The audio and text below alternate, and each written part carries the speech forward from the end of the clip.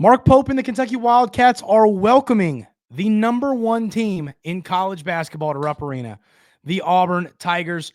We're going to break it down. We're going to predict who's going to win. It's a big show here today on the Wildcats Today Podcast. I'm your host, Andrew Stefaniak, publisher over at Kentucky Wildcats on SI.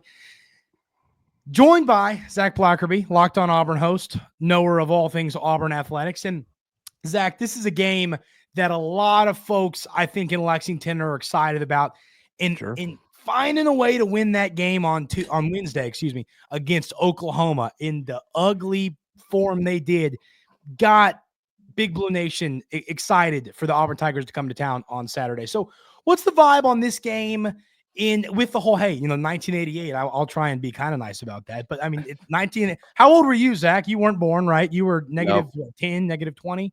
Negative 3 or 4, yeah.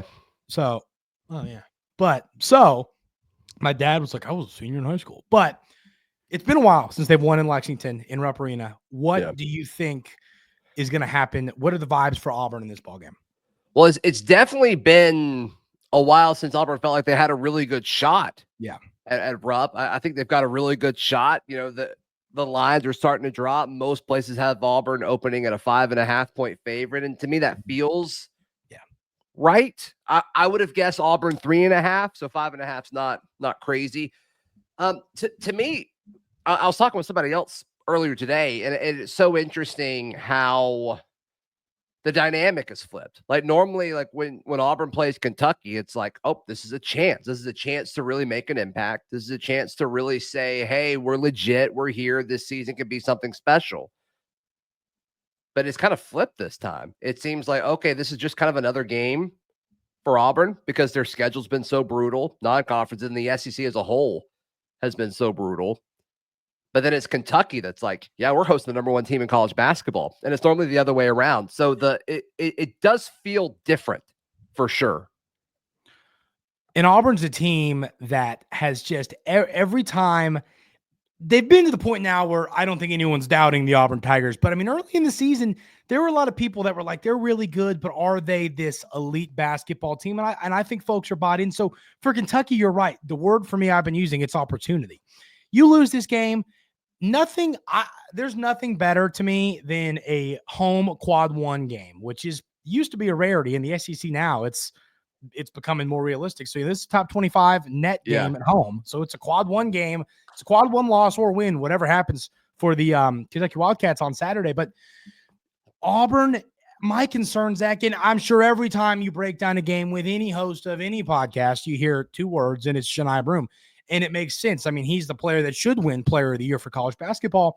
Agreed. When I'm looking at Kentucky, I don't know what they're going to do to stop him. I have a lot of concerns about that. So, I mean, what should Kentucky fans that don't know a lot about Johni Broome know about Johni Broome? I mean, he's getting better and better as the season goes on. I mean, he's back to this dominant force that we saw at the start of the season. He got injured, missed some time, made his return against Tennessee when Auburn, kind of eked that one out. But he didn't look the same. Like he looked like he was still kind of battling through some stuff with his ankle. And now all of a sudden, especially with what he did against Ole Miss earlier this week, which is a good defensive basketball team. We had to remind ourselves of that because of what Auburn was able to do to them earlier this season. But Johni Broome is, like you said, he's the best player in college basketball. I don't think there's any question about it in my mind. I get the arguments for Cooper Flag, but a lot of the arguments for Cooper against Johni, I don't think should matter. I don't think age should matter. And I don't think NBA promise should matter. Is the best player in college basketball. That's the caveat. That's it. And I think right now that is Johni Broome. He's the favorite now in most of the sports books for Player of the Year. As far as what Kentucky does, I mean, I think you collapse when he gets the basketball, but the issue with that, Andrew, is he's such a good passer, and Auburn can hit you from outside the arc as well, especially on the road. So Kentucky's going to try to do something that nobody else has really had success in doing so far this year, and that's slowing down Johni Broome and this Auburn offense. I wrote in an article today, Kentucky Wildcats on SI, you can't collapse on him. Just like you said, you can't. That might be what you want to do, but then he's just going to find a Miles Kelly, a Denver Jones, Yeah. a Chad Baker-Mazara in the corner or at the key for a wide open or uncontested three, which they make at a high percentage. So you can't help. But now this is a question I've been wanting to ask when I had you on, Zach. And Dylan Cardwell is a great basketball player for what he is. He is not an offensive weapon. He's a great dunker, but I mean, anyone 6'11" should be able to catch alley-oops and dunk. So sure, I think he is the best defensive center in college basketball, watching film on Dylan Cardwell. What I think Kentucky needs to do, and I think you can make that argument. I mean, really, I think what Kentucky needs to do, Andrew Carr and Amari Williams are the power forward and starting center for Kentucky. It sounds like there's a little injury concern about Amari Williams. We'll hear more about that when the injury report comes out. That's what I've heard too. I think that's going to be a big deal. Yeah. And so if I am Kentucky, I'm putting Amari Williams on Johni Broome, and I'm putting Andrew Carr, a significantly worse defender, still 6'11", but a worse defender, on Dylan Cardwell. That's how I would approach it. So, I mean, do you think, would Dylan Cardwell then try and take advantage more on offense, or is he just a guy that he knows his role and he's never going to try and do a lot on that end of the floor? Yeah, Dylan's a really good college basketball player. No question about it. And he makes Auburn better for sure. He's got to play without fouling. And I do think that's impacted his minutes, especially in some key matchups throughout the season. But it's still about, like, the inside game to me is still about Johni and Chaney Johnson. But yeah, sure. I love that you gave Dylan his flowers. I think he certainly deserves it. He's been an incredible ambassador for Auburn and an incredible piece of what Bruce Pearl has built at Auburn, because Dylan's been here for so long. But the two guys you mentioned for Kentucky, like, I think they're significantly better than Dylan. And so to me, like, defensively, I think Dylan is going to do what he needs to do. He may go 2 of 2 for 4 points. That's a pretty normal Dylan Cardwell stat line. Can he get 8 rebounds and, 15 to 20 minutes of action? It's like, yeah, okay, that's a solid night for Dylan Cardwell. Looking at this ball game, obviously, I'm going to ask you a question. I'm going to say Johni Broome doesn't exist. We know he does, but he doesn't exist. What Auburn player has the makings of a come into Rupp Arena and in this 37-year long streak? Because I think Broome's going to have a massive night. But what other player would have to step up for Auburn? You could ask me this question without that caveat, and I would have said Tahad Pettiford. Okay. Tahad Pettiford, Auburn's backup point guard, true freshman, one of the best freshmen in college basketball.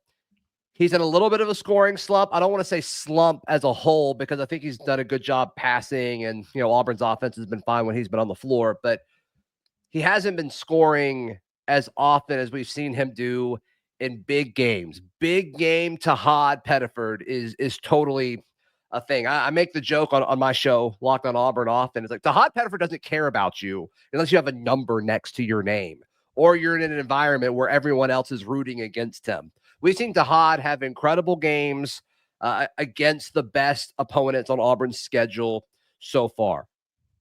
I'm thinking Tahad has a great night in Lexington. I think he's going to thrive in this type of environment. And then the other side of that coin is Chad Baker-Mazara, another guy who thrives in environments where everyone's rooting against him. And he's become a really good scorer. He's so versatile on the defensive end. So I'll say Tahad Pettiford 1 to that question, and then I'll say Chad Baker-Mazara for the second option. Okay. Now, Otega Owe is the player that, Zach, if you didn't see against Oklahoma, his former team, on Wednesday night, he scores 28 points. He scores Kentucky's last 18 points, which is still just crazy that he did that. And great. He's important. He's important Saturday, but I think it's for a different reason with where you're going. So, what I was going to ask you is this. I wasn't as much going to talk about the importance, but my question about Owe is, he can handle the ball, but he's not a point guard. He's not a 1. He's really more of a 2, but he's a slashing 2. He's not a guy that's going to knock down a lot of threes. So whether it's Miles Kelly or Baker-Mazara, I figure, because I think that Denver Jones draws Lamont Butler, would be my guess. Because see, I think Denver's on Owe. Okay. I think so. Interesting. So that was going to be my question, though. What do you think Auburn's plan of attack against Oweh, who's, I think, one of the best drivers in college basketball? I think you put Denver Jones on him, who Bruce Pearl a few post games ago said, hey, Denver Jones is one of the best defenders in college basketball. And to me, we've seen Bruce Pearl kind of move guys around, but the way you described him is kind of Denver Jones. I mean, Denver Jones can score from deep just fine, but probably not a natural point guard, but he's playing a lot of one. I think these guys are similar. I think Denver Jones will be tasked with slowing him down. That's going to be interesting because Denver. How tall is Denver Jones? Is he a shorter guard or a bigger guard? I really don't know his height. Let's look. Let's get the exact answer for what Auburn has him at 6'4". Okay, because Otega Oweh is a player, and it's funny when you watch him play. If I was like, how tall is Otega Oweh? I think most people would say 6'6", but he's also 6'4". Mm-hmm. Now he's built. He's a big, strong kid, but right. I mean, there's no height advantage on either side there. Then, so I saw a tweet about Denver Jones, how good he is defensively. So there's no question he's great on that end. So that'll be interesting if they do that. And then I guess who. So then would you move Miles Kelly over to guard Kentucky's point guard, Lamont Butler, or would you throw I think so. There? I think you can do that. I certainly think you can do that, at least for the starting five. I think they'll do that. And I think Chad Baker-Mazara is versatile enough where he can defend 1 through 4 if you really need him to. I think some of those options are more ideal than others, but I think if you try to do like a switch or something like that, I think that's what makes Auburn so good is how long they are. And they've got so many guys really 2 through 5 that can defend almost anybody. Yeah, that's a good point. That's why they're number one in college hoops for sure. But Kentucky, the weakness for this team, it's blaringly obvious. If you pull up KenPom or if you just turn on the ball game, it's defense. Kentucky struggles to defend. It's a big issue. They'll have their moments, they'll have their games where they play better on defense, and they are better when I think they're like when they're outgunned. They're probably going to feel a little outgunned on Saturday, and they're going to show up, I think, a bit better defensively. But we're talking about weakness, is there a weakness in the number one team in college basketball? What could Kentucky try and exploit if they want to have a shot to take down the Auburn Tigers on Saturday? I mean, I think you got to get in Auburn's head. I think, this is an emotional team, and most of the time that's good. And sometimes all the attention goes on Chad Baker-Mazara for like losing is cool, but like, I don't think that's entirely fair, but that is the narrative around this ball club is, how are they going to respond to certain things? The weakness though, I think is, can they play defense without fouling consistently? And how quickly does Kentucky adjust to how the game is called versus Auburn? How is the game called? And also every team has those nights where the shots don't fall. Yeah. And Auburn really hadn't had one of those in a minute. So like, does that happen on the road in Lexington? But is there a glaring weakness of this club? No, there's not one. And like you said, that's why they're number one right now. Yeah. Looking at Auburn, I think this is just going to be such a great ball game on Saturday. I mean, I'll give a prediction at the end of this, Zach. And I don't know. I sometimes I try and I call it the reverse jinx. I try and reverse jinx. And Carson and I, my normal co-host here, normally he always picks Kentucky, and I always kind of do the reverse jinx card. And perhaps we'll pull that out of the hat today, or maybe I'll go with Kentucky. But I'm gonna tell you right now, I'm not going to pick Kentucky. So. I know you. Oh, I know you're not. I'm not worried about that. I'm not worried about it. But I guess my last thought in discussion I want to have on this basketball game is I think this Bruce Pearl, Mark Pope clash is going to become the sad reality for Kentucky fans that are kind of faced with is, Auburn has been great since, 2019, 2018. They've been great. Sure. And you've got a new regime here in Lexington and one of the best programs in college basketball history that hasn't played up to that standard since the COVID virus was around. So, what do you think that we're going to see Mark Pope versus Bruce Pearl become a real heavyweight clash every single year until Pearl retires? Yeah, I think so. And it is going to be interesting to see how Kentucky / Pope navigate the SEC now that everyone else in the conference has decided to care about basketball. Maybe not to the level of Kentucky, but they care about it way more than they previously did. I mean, it seemed like for the longest time, Kentucky and Tennessee and Florida, maybe Arkansas, were playing a game in the SEC when it came to basketball that nobody else was. It's like, we care about this. Now everybody cares about it. And you can tell that's where the money is when it comes to hiring these incredible coaches that are here throughout this league, or, the NIL dollars that are tied to some of these massive superstars in the making. I mean, you see Auburn caring about basketball at a super high clip. You see Alabama caring about basketball at a super high clip. Kentucky has not benefited from that because everybody else is now caught up to where Kentucky is. And so are we going to see these clashes? Yes, absolutely. But what's kind of weird about this one is, like, I don't really know how much this game matters, which stinks.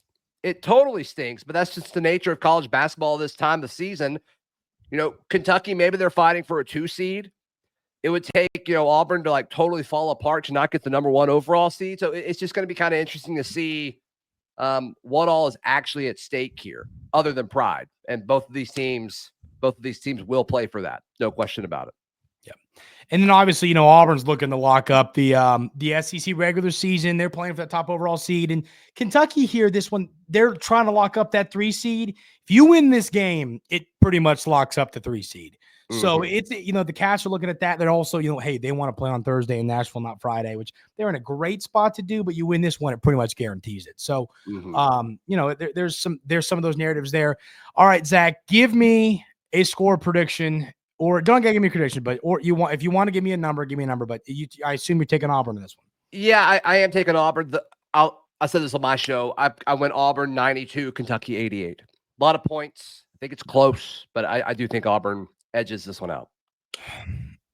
I'm gonna fill in, and Carson had one thing he wanted me to tell you, Zach, and I'll do that before we sign off. Carson, those of you who are here on a day-to-day basis at the Wildcats Today Podcast, my normal co-host Carson Nash is driving home. We're getting ready to go see the Batcats play, so he couldn't make it today. But he's got a message, Zach, in a minute. But score prediction, I'm gonna take Kentucky. I think this has a chance to be the best game of college basketball this season. I think you could look at it, the Auburn, Alabama was a great game. We've had some incredible basketball games this year. Yeah. And I think Mark Pope's going to get his marquee win, I think, as the head coach of the Kentucky Wildcats. I'm going to take Kentucky 85, Auburn 82 in this one. MVP, for me, I'm going to have to go. I think that Kobe Bryant is going to have to shoot the ball well for the Cats to win this one. MVP for me, I'd go either Tahad Pettiford or Johni Broome. MVP, perfect. Yeah, perfect. I'm with you on that. All right, Zach, where can everybody check out all of the Auburn side of this matchup? Locked On Auburn, wherever you get your podcast, and on YouTube. I couldn't let Carson Nash not get a word in. Carson Nash texted. He said he's taking the Cats. MVP Otega Owe tells Zach he's the GOAT, but Ty Jerome did not double dribble. That is the message from Carson Nash. Got it. No, I apologize for that one. That is going to do it for today's episode of the Wildcats Today Podcast. Really appreciate y'all stopping in. Hit that subscribe button if you haven't already. We're 1 away from 2,100, I believe, so keep hitting that. Really appreciate it. Have a great weekend. Enjoy the game tomorrow. Go Cats, and we'll see you next time.